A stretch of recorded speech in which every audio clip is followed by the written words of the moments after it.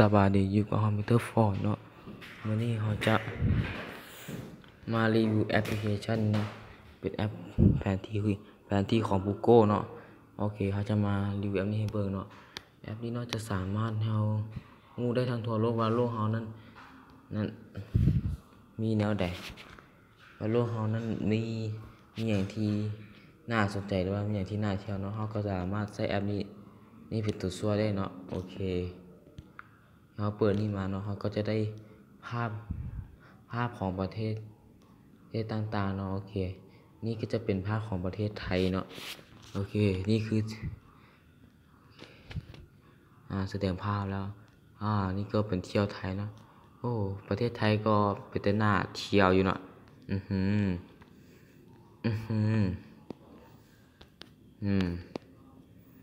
เห็นวัดน่าจะเป็นมรดกโลกเนาะของไทยเนาะ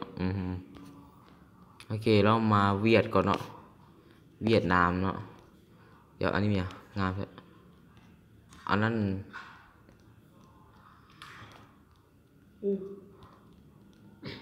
อันนี้อยู่จีน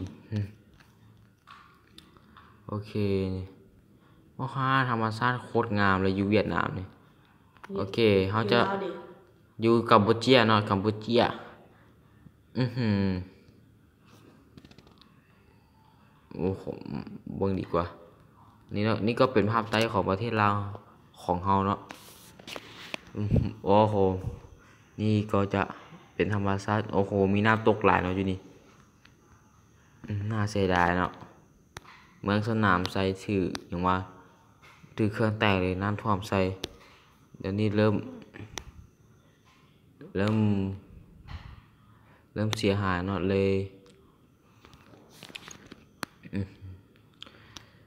ยบ่สามารถชมเมืองสนามไซเนาะเสียดายนี่ก็เป็นปากเซเนาะโอเคโอ้เจอน้ำตกอีกแล้วเดี๋ยว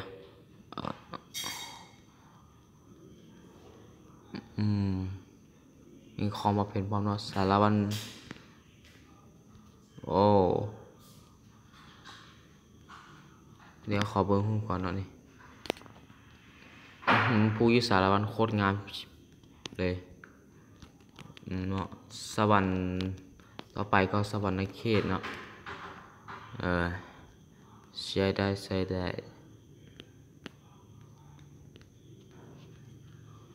อยู่เวียงจันทน์เนาะก็จะมีพระธาตุหลวงปู่ตู่ไซอันนี้เขาก็ฮู้กันมาตลอดเนาะนี่เขาก็คุ้นเคยกันแล้ว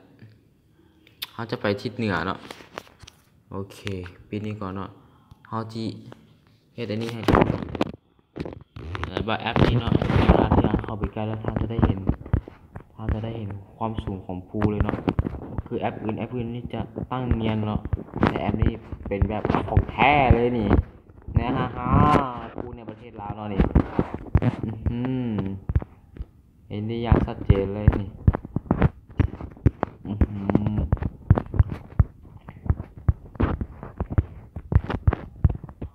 โอ้โห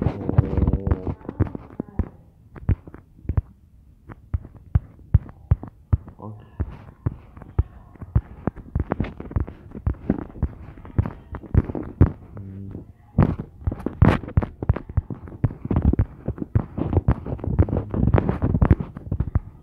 อันนี้ก็เป็นน่าจะเป็นหนองน้ำแหละโอ้โหโคตรกว้างเลย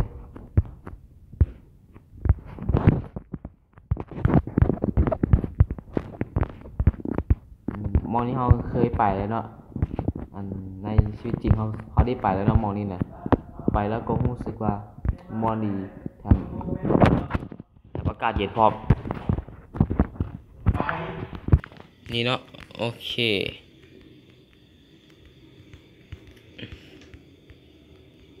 ว่าพรสวรรค์โอ้โหประเทศเราโคตรมีผู้หลายเลยเขาจะลองไปในติ๊กน้นเดียวโดยท่านสามารถใช้โดยน้องๆเนาะสามารถ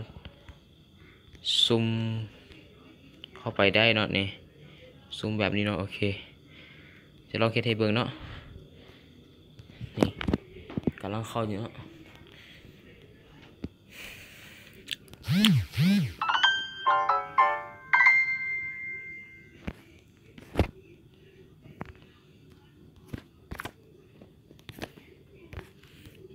เด็ดเค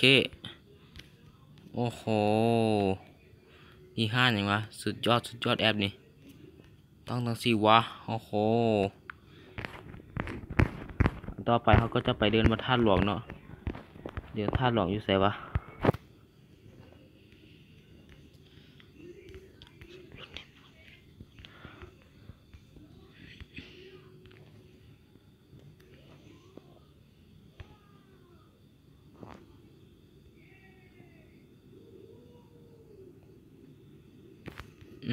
เนี่ยพระธาตุหลวง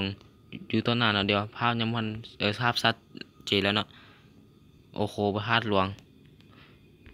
อยู่นั่นเนาะอยู่ตัวหน้าเลยเนาะเดี๋ยว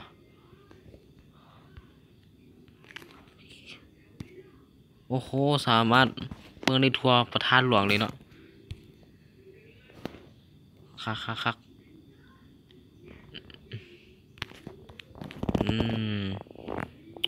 เห็นพระธาตุหลวงได้อย่างชัดเจนภาพมันคือเป็นอย่างนี้วะโอ้โห